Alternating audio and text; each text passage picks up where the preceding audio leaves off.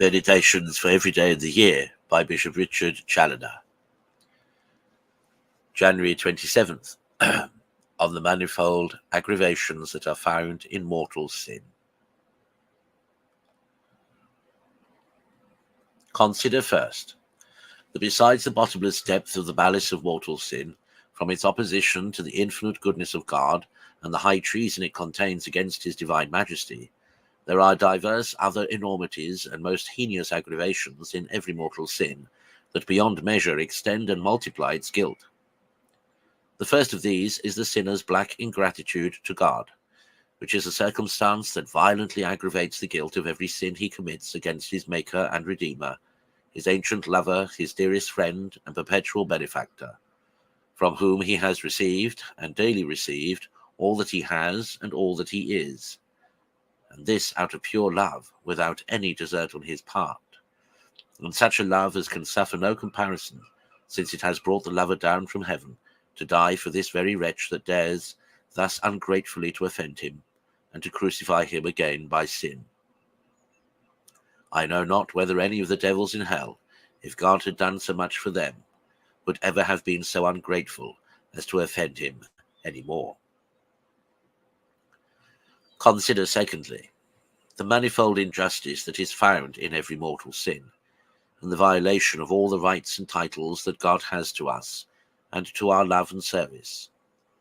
As he is our first beginning and our last end, who made us and made us for himself, as he is the very being of our beings, the great monarch of the whole creation, the Lord of us and of all things, as he has purchased us for himself and marked us out for his own, and we, on our part, have been solemnly dedicated and consecrated to him, that we might be his both for time and eternity. The wretched sinner breaks through all these considerations, withdraws himself from his Maker, his Lord, and his Redeemer, villainously and sacrilegiously alienates from him what upon all these titles is strictly his, and makes all over to his mortal enemy, and in exchange for some petty trifle, he sells to him both his soul and his God. And does not such an enormous injustice cry to heaven for vengeance? More especially in Christians, in whom it is joined with the aggravating circumstances of the profanation of the temple of God, and a notorious perfidiousness by the violation of their solemn vows and engagements made to him. Consider, thirdly, that in every mortal sin there is found in some measure the guilt of the breach of all the 10 Commandments, according to that of St. James, chapter 2, verse 10. He that offends in one point is guilty of all.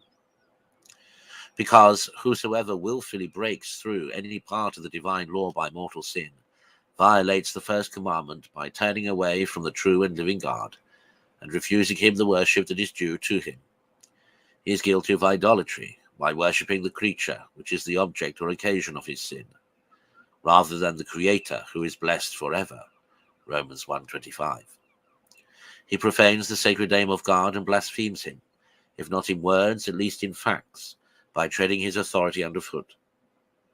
He violates the true and everlasting Sabbath of God's rest by the servile work of sin, by which he makes himself a slave of Satan.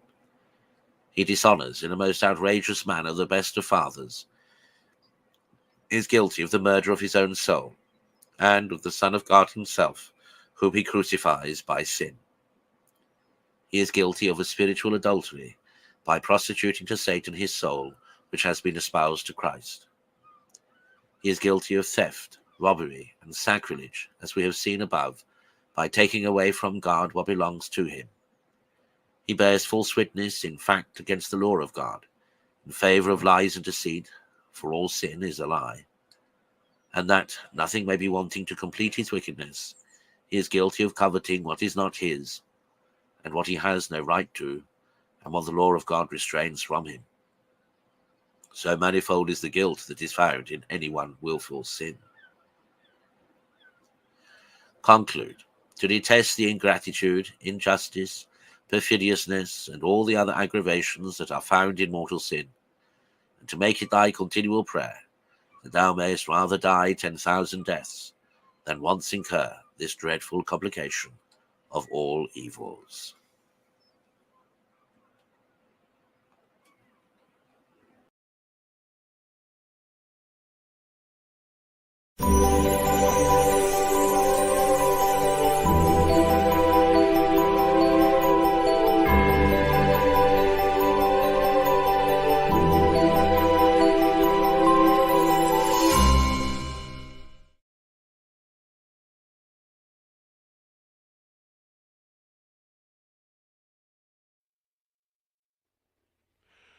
Angelus Domini nunciavit Mariae, et concepit de Spiritu Sancto.